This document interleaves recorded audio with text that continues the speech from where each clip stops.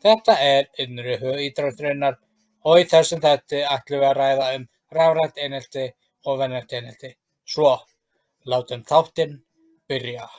The voices in my head, they used to make me wanna break down. Had me hella way down, had me in the corner, had me beat, but I'm okay now. True to what they say, if there's a will, then there's a way out. Took all of my dreams, I took them back, cause I'm awake now, yeah. And I wouldn't trade it for nothing.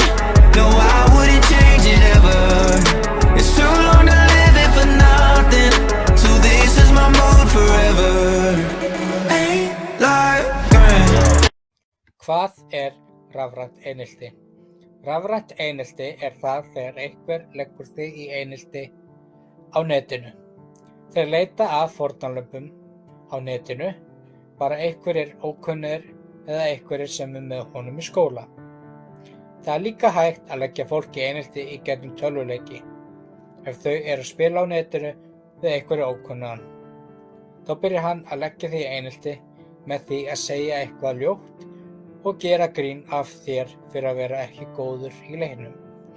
Flestir sem koma út úr rafrænu einelti eða venjulegu einelti fremja sjálfsmorð, fara í lyfjaskápinn hjá foreldrum sínum, skera á púlsæðina, hengja sig eða hoppa af byggingu eða hoppa af svölum, sumir ekki. Og þeir sem ekki fremja sjálfsmorð leita frekar til hjálpar eins og til dæmis til sálfræðings eða fullorðna manneskju sem hann getur treyst á. Rafrænt einelti, líkt og hefðbundið einelti, getur haft mikil áhrif á þann sem fyrir því verður. Rafrænt einelti er ekki aðeins vandamál einstaklings, þolanda eða geranda, heldur er það samfélagslegt vandamál vegna þeirra afleiðinga sem það hefur í för með sér. SAFT-samtök ábyrga netnotkun barna og unglinga á Íslandi skilgreinir rafrænt einelti þegar internetið og eða GSM-símar eru notaðir til að koma niðrandi og oft á tíðum meiðandi upplýsingum einstaklinga á framfæri. Hvað er einelti, hvort það sé í venjulegum degi manns eða á netinu? Einelti er ekki nýtt vandamál, heldur hefur það verið þekkt í mörg ár og áratugi. Jafnvel í hinni siðgildu skáldsögu Charles Dickens Oliver Twist frá árinu 1839 er fjallað einelti, tilfinningalegt einelti, líkamlegt, munnlegt og hópeinelti. Með aukinni tækniþróun, internetinu og GSM-símum hefur sprottið upp ný gerð af einelti, rafrænt einelti. Þar sem gerendur nota tæknina til þess að níðast á, niðurlægja og særa annan einstakling. Rannsóknir sýna að rafrænt einelti er vaxandi vandamál hér á landi sem og annars staðar í heiminum. Það aðgreinir rafrænt einelti frá hefðbundnu einelti er meðal annars að hefðbundið einelti er oftast bundið við skólalóðina, á heimferð frá skóla. Hinn rafrænt einelti gengur lengra. Í skjóli tækni, fjarlægðar og nafnleyndar ná gerendur til þolanda alla sólarhringinn. Í skólanum jafnt sem inni á heimili þolandans. Rafrænt einelti, líkt og hefðbundið einelti, getur haft mikil áhrif á þann sem fyrir því verður. Rafrænt einelti er ekki aðeins vandamál einstaklings, þolanda eða geranda, heldur er það samfélagslegt vandamál vegna þeirra afleiðinga sem það hefur í för með sér. SAFT-samtök ábyrga netnotkun barna og unglinga á Íslandi skilgreinir rafrænt einelti þegar internetið og eða GSM-símar eru notaðir til að koma niðrandi og oft á tíðum meiðandi upplýsingum einstaklinga á framfæri. Hverjar eru ástæður og afleiðingar rafræns eineltis? Rafrænt einelti tiltölulega nýtt fyrirbæri sem hefur orðið til í kjölfara nýrrar tækni sem hefur aukist og þróast hratt síðastliðin ár. Börn hafa í auknum mæli greiðan aðgang af rafrænum búnaði á borði við snjallsíma, fartölvur og spjaldtölvur svo fátt eitt sé nefnt. Á flestum heimilum eitthvað af þessum rafbúnaði sem börn og unglingar hafa yfirleitt greiðan aðgang að og eiga iðulega sjálf slíkt tæki. Ungmenni verða gjarnan miklum tíma í heimi tækninnar. Þar eru í boði alls kyns samfélagssíður, bloggsíður og fleira sem þau geta nýtt sér án endurgjalds. Samskipti í gegnum netið hafa því farið vaxandi og orðið stór þáttur af lífi yngri kynslóða. Rannsóknir benda til þess að 2/3 hluta ungmenna á aldrinum 12 til 17 ára fara á netið á degi hverju til þess að gera heimavinnu sína og hafa samband við vini í gegnum snjallsíma eða samfélagssíður eða vegna annarra athafnar. Talið að rafrænt einelti eigi sér eingöngu stað þegar ungmenni áreita önnur ungmenni en þegar fullorðnir eru gerendur vilja sumir kalla það netáreiti eða netumsáttur. Það þó ekki allir á eitt sáttir með það og flokka einnig netáreiti cyber harassment undir rafrænt einelti þótt fullorðnir eigi í hlut og þegar verið að setja fólk á netinu cyberstalking. Dæmi slíkt þegar fullorðnir setja ungmenni eða áreita þau á netinu. Til að eindregið að slíkt hegðun eigi að falla undir rafrænt einelti. Ég sammála þeim því mér finnst að allir ofangreindir flokkar eigi aðskilgreinast sem rafrænt einelti, sama hvað gamall gerandinn Ég sé ekki að það ætti að vera til önnur skilgreining fyrir sömu hegðun þegar gerandinn eldri. Gerendur rafrænt eineltis geta auðveldlega sent særandi smáskilaboð til fjölmargra á örskömmum tíma.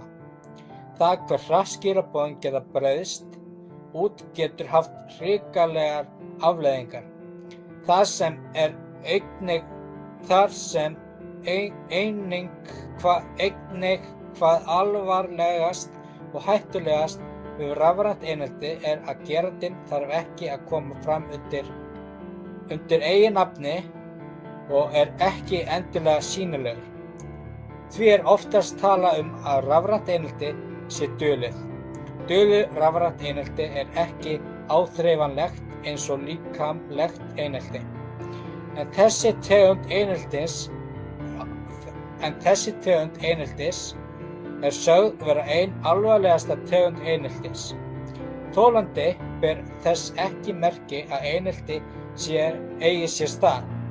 Hins vegar þegar einkennin skoðuð nánar, til dæmis þegar börn hætta að nota tölvuna, minnka notkun sína á snjallsímum og einangra sig jafnvel frá vinum og áhugamálum, þá sést greinilega að einstaklingur þolandi rafrænt eineltis.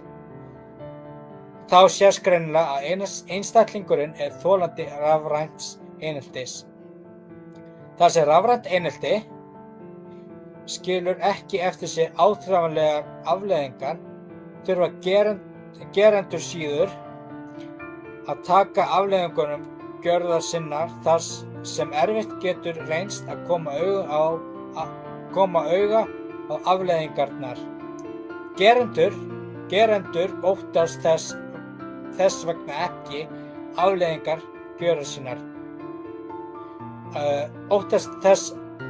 ekki afleiðingar gjörðar sinna. Rannsóknir hafa sýnt fram á að þeir sem beita öðrum tegundum af einelti, til dæmis almennt einelti, óttist frekar afleiðingarnar af því sem þeir hafa gert en þeir sem beita hafa rafrænu einelti. Hverjar eru afleiðingar eineltis? Einelti er ekki liðið í íþrótta eða æskulýðshreyfingum. Það eiga allir rétt á því að sér líði vel. Oft er talað um einelti og hvernig það getur lýst sér. Frekari upplýsingar það er hægt að finna á fræðslusíðu samskiptaráðgjafa.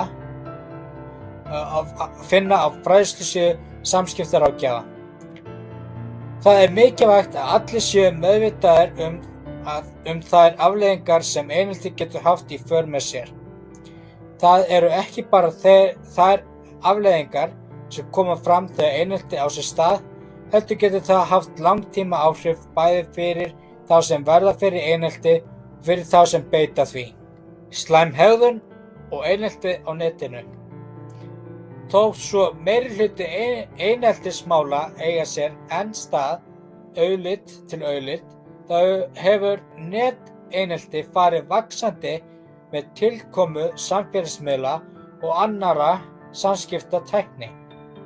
Einelti á netinu getur tekið á sig ýmsar myndir og verið allt frá því að útiloka einhvern, dreifa orðrómi eða óviðeigandi myndum yfir í beinlínis hóta einhverjum. Mikilvægt er að átta sig á að mörg börn og unglingar nota allt annað samskiptamáta á netinu en þau myndu gera auglits til auglits í daglegu lífi. Talsmátinn er oft annar en grófari. Sama má vissulega segja marga fullorðna. Þrátt fyrir neteinelti sé viðtekið hugtak, þá er ungt fólk oft ósammála hvað það felur í sér og jafnvel sérfræðingar líka. Oft er þó rauði þráðurinn svipaður og í annarri eineltis umræðu. Valda ójafnvægi í samskiptum eða að áreitið er endurtekið og eða sífellt. Aðrir notast við þá skýringu að tæknin sé notuð til að særa eða koma höggi á annan aðila.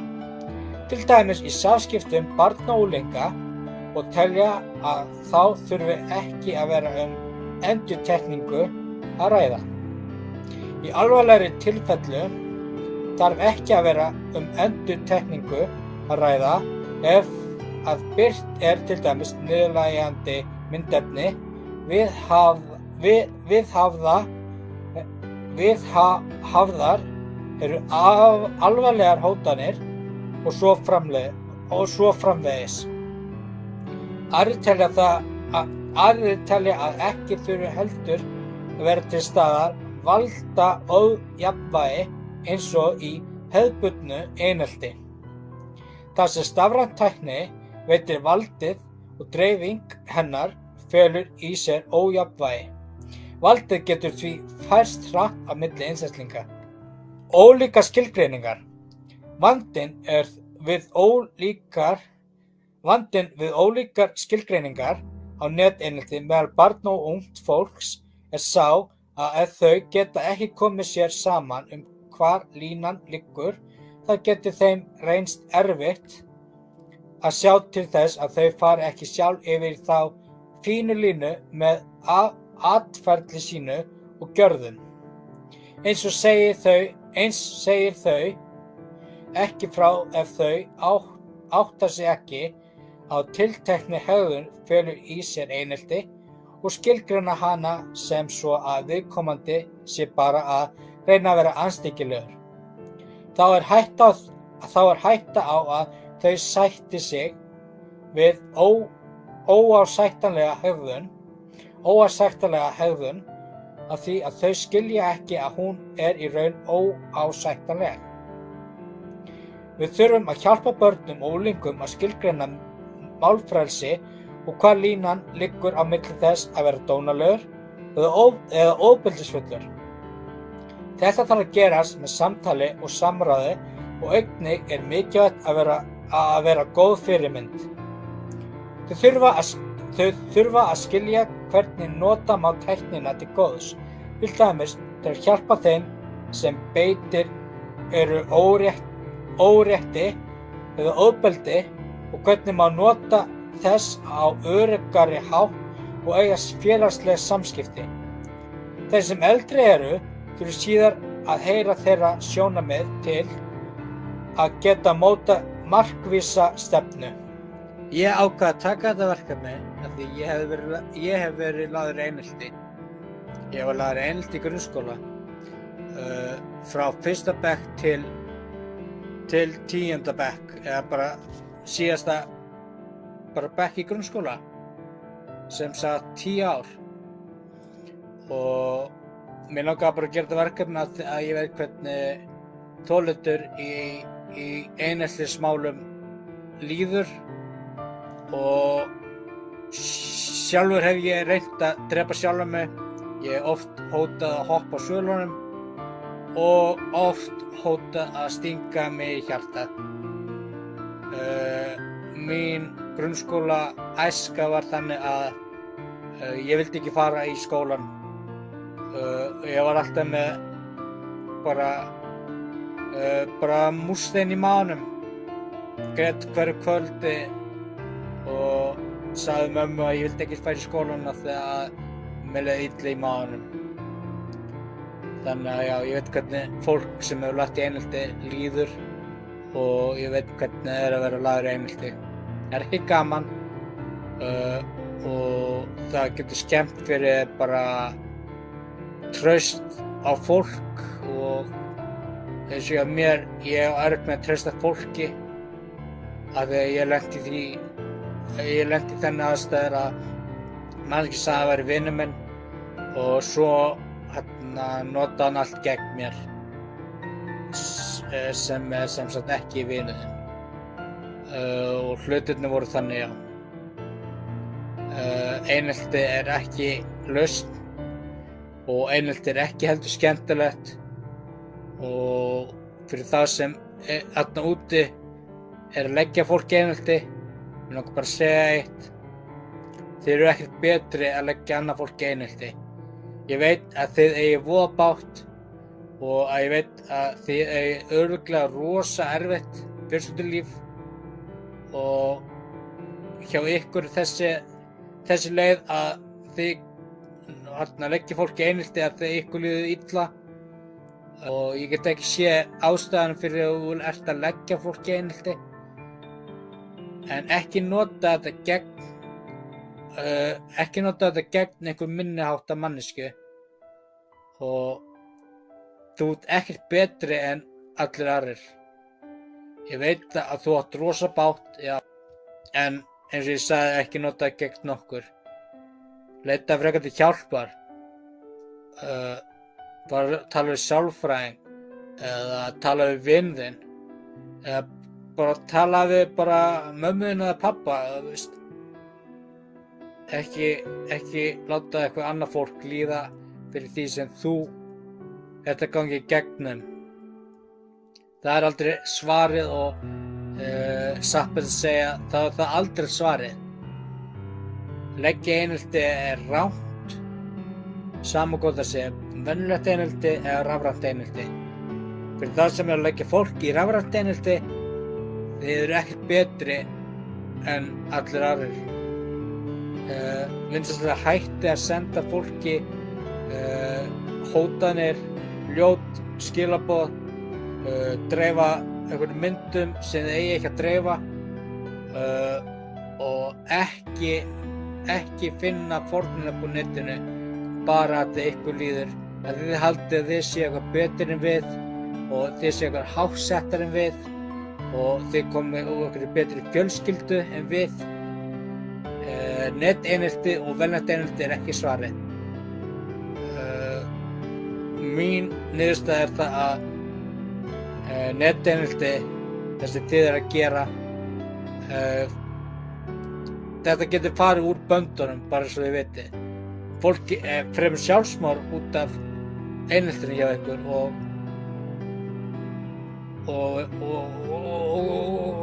hvað sitið þið uppi með það að fyrir eitthvað sem þið sendu manneskjunni heldur hóraðin eða eitthvað til dæmis, dreftu þið ógeðslega hóra eða eitthvað þannig. Þannig að sú manneskja sem fær þessi skilaboð, hún alveg víst að fremja sjálfsmorð og þá það, hvort þú viljið frekar hætta að leggja fólk einelti eða sitja uppi með þetta þar sem eftir á lífi ykkar, bara þið sendu þetta eitt skilaboð til manneskjunnar. Þannig að mín skoðun kannski að hugsa áður þið sendi eitthvað og hugsa áður en þið leggji fólki einelti og kannski hugsa áður þið framkvæmið eitthvað, því að ég held að það sé alltaf best. Þetta bara mín skoðun, þannig að já, takk fyrir að hlusta og vonandi að þetta verið fræðileg þáttur fyrir ykkur og ég sé ykkur næst. Bye bye. Ég hef líka gleymt að segja að ég sjálfur að taka á eineltinu. Kennarinn gerði ekki neitt og ég var búinn að fá nóg eftir þessi 10 ár og ég ákvað bara að ráðast að manneskjuna, en þá ákvaði kennarinn þá að koma og stoppa mig og sagði sem ég taka á þessu. Ég sá engan tilgang fyrir því þá og ég sé engan tilgang fyrir því núna. Þannig að já, eins og ég sagði áðan, takk fyrir að hlusta og vonandi fannst ykkur þetta að vera fræðilegt. Ég ætla ekki að hafa þetta lengra núna. Ég sé ykkur næst og endilega hafið samband við mig ef þið viljið. Ég er með Instagram síðu og hún heitir Innri hugar íþróttarinnar. Endilega follow mig þar og já, sé ykkur næst. Takk fyrir að hlusta. Bye bye. I had thoughts of superstardom, singing in the mirror, I was flossing. Swear that I saw this, remember when I couldn't stand it, now I got the posture. Finally through a paradise, call me Frankie's Goblin. All just to see your hands jumping at the concert, yeah. And I wouldn't trade it for nothing, no I wouldn't change it ever. It's too long to live it for nothing, so this is my mood forever. Ain't like grand, only ones I keep around me is my fam. No coincidence, it's always been the plan.